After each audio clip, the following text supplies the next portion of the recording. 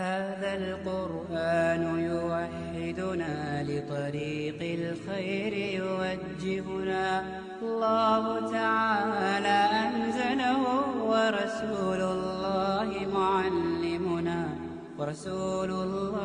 معلمنا أشرقت نفسي بنور من فؤادي حينما رددت يا رب العباد وانتشت روحي وصار الدمع يجري. Bismillah, au nom d'Allah, sans aucun doute, l'islam est la seule vérité. On trouve le pur monothéisme que en islam. Aujourd'hui, notre frère suisse, Inch'Allah, va nous parler d'un autre miracle scientifique dans le Coran.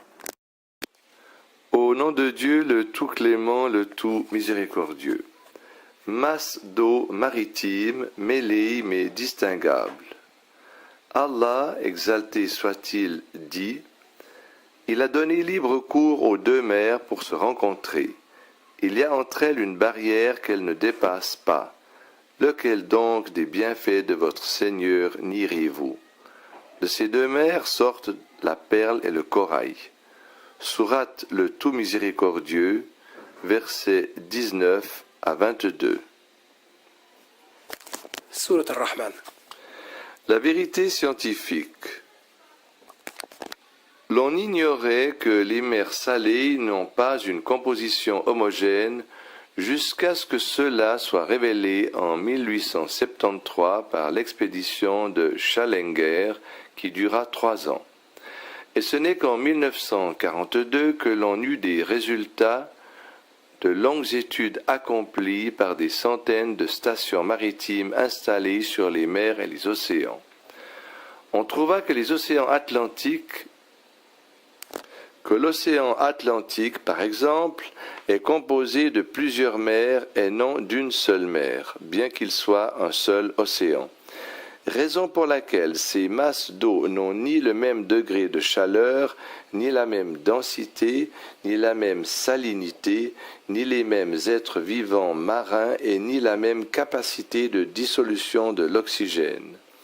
Toutes ces disparités qui sont perceptibles dans le même océan sont encore plus aiguës quand l'on compare plusieurs mers telles que la mer Méditerranée et l'océan Atlantique ou telles que la mer Rouge ou le golfe d'Aden, qui se rencontrent à certains endroits.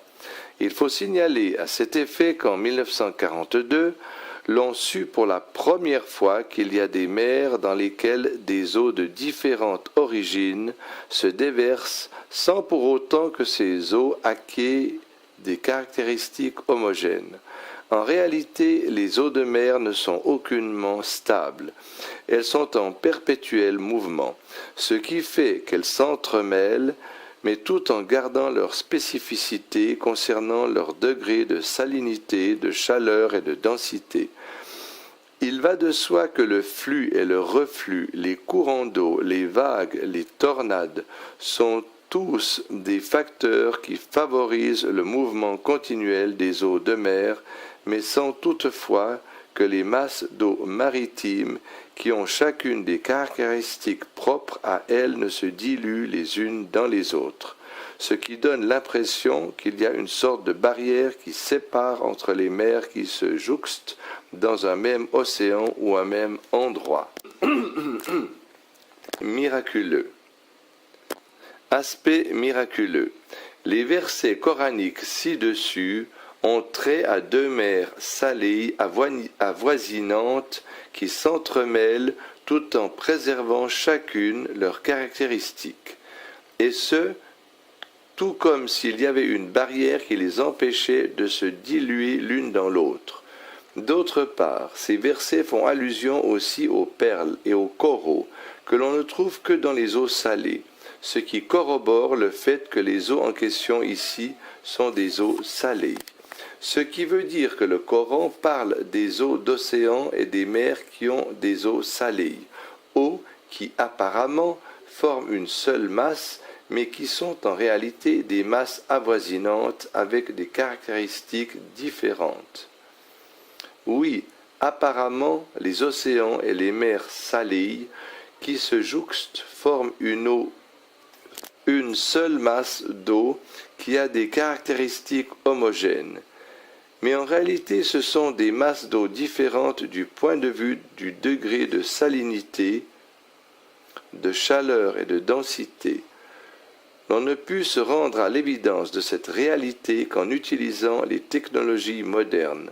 Pourtant, le Coran a fait de ces mêmes réalités en mettant en exergue les différentes caractéristiques de deux mers salées qui s'entremêlent sans pour autant se diluer l'une dans l'autre, tout comme s'il y avait une barrière qui empêchait leurs eaux de se mélanger.